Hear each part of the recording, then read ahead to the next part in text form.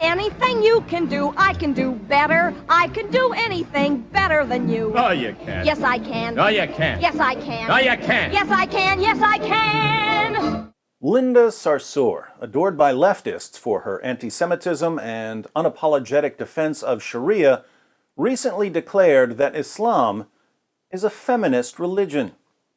And our deen has always been an anti-racist and feminist and empowering religion. I don't need people in the West or people in Europe or people in the United States of America to teach me what feminism is, because my beloved Prophet Muhammad, may peace and blessings be upon him, told me and shared with me and taught me how worthy I am as a woman and how important education of women is and how important for us to hold leadership positions in our community. So, Linda doesn't need non-Muslims to teach her what feminism is. But she does need someone to teach her about Islam. Let's see if Allah and Muhammad can mansplain it for her. Here are our top 10 reasons Muhammad was not a feminist. Number 10. Polygamy for me, but not for you. While Islam allows Muslim men to have up to 4 wives at the same time, unless you're Muhammad, in which case you can have many more, Muslim women aren't allowed to have more than a single husband at a time. Allowing polygamy for men but not for women is unequal treatment and therefore violates the core tenet of classical feminism. Number 9. Non-Muslim spouses for me but not for you.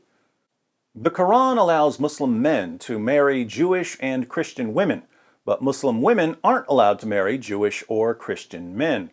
It's assumed in Islam that men control their wives and the religious beliefs of their children, so that a Muslim man with a Christian wife will raise Muslim children.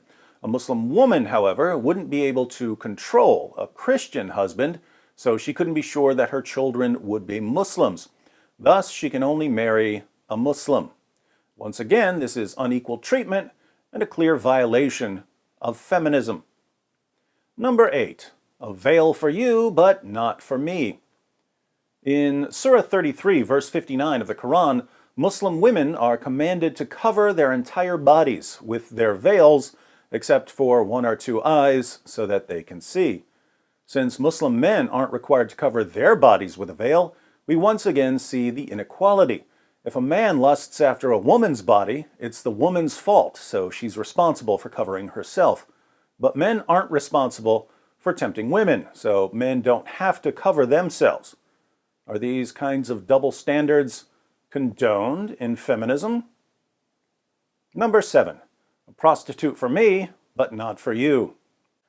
Muhammad, the Prophet of Islam, allowed his followers to hire prostitutes when they were away from their wives. This is a practice called mutta, or temporary marriage, in which a Muslim man pays a prostitute to be his wife for an hour or a day or a few days. Muslim women aren't allowed to hire male prostitutes for temporary marriage, so this is another example of Islam's unequal standards for men and women. Number 6. A sex slave for me, but not for you. Muhammad allowed his companions to rape their female captives and slave girls. Indeed, Surah 33 verse 50 of the Quran specifies that Muhammad could also participate in the rape of female captives, and he obviously took advantage of this allowance because he got one of his slave girls pregnant. Muslim women certainly weren't permitted to have sex with male captives, which shows that Islam, yet again, is completely at odds with feminism. Number 5. Mental deficiency for you, but not for me. According to Surah 2, verse 282 of the Quran, the testimony of a woman is only half as reliable as the testimony of a man.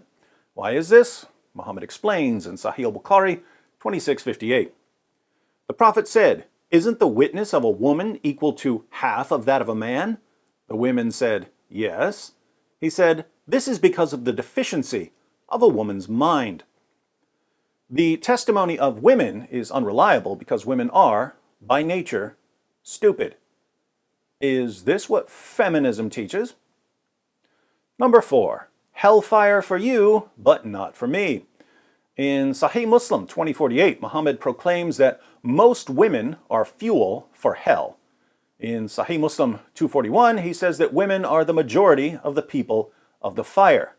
When a woman asks him why hell is full of women, Muhammad replies, "You curse a great deal and are ungrateful to your husbands. I have never seen anyone so deficient in intellect and religion, more overwhelming to a man of wisdom and reason than you." Hence, women aren't just intellectually inferior to men, they're also morally inferior to men. I wonder if today's feminists would agree. Number 3, leadership for me, but not for you. Due to the intellectual and moral deficiencies of women, Muhammad insisted that women are permanently unfit for political leadership. In Sahih al-Bukhari 7099, Muhammad maintains, "Never will succeed such a nation as makes a woman their ruler." Try quoting that to all the feminists at the next Women's March. Number 2, a beating for you, but not for me. Islam instructs men to beat rebellious wives into submission, but doesn't allow women to beat rebellious husbands. Allah revealed in Surah 4, verse 34 of the Quran, "Men are in charge of women, because Allah has made the one of them to excel the other, and because they spend of their property for the support of women.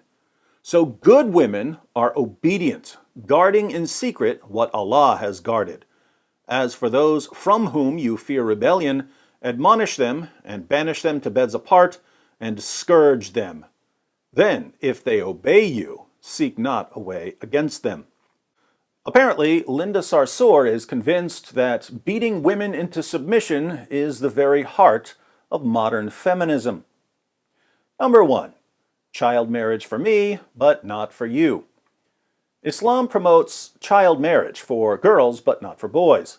The Prophet of Islam himself married a girl named Aisha when she was only 6 years old, and he had sex with her when she was just 9 years old. According to Muslim sources, Aisha still hadn't reached puberty when her prophet consummated the marriage. In Surah 65, verse 4 of the Quran, Allah explains how Muslim men should divorce prepubescent girls after having sex with them. Talk about a patriarchy. Needless to say, feminism rejects child marriage and must therefore reject the Quran's claim that Muhammad is the ideal pattern of conduct. Putting all of this together, we've got an ideology that is diametrically opposed to feminism, and yet it's being advertised as a feminist religion. Oddly enough, the people who are most vigorous in asserting that Islam is a feminist religion are women who, according to Muhammad, are inherently stupid and immoral. Perhaps when Linda Sarsour claims that Islam is a feminist religion, she's simply trying to prove that Muhammad was right about women being stupid and immoral. Fortunately, we don't have to agree with her. So, what did you think of our top 10 list? Are there any other reasons Islam is not a feminist religion? Let me know in the comments section. Off the top of my head, I can think of several points I didn't include in this video, so tell me if you'd like to see a follow-up video titled 10 More Reasons Muhammad Was Not a Feminist. In the meantime, Linda Sarsour also claimed that Islam is a religion of racial equality. Be sure to watch one of these videos to see if she's right.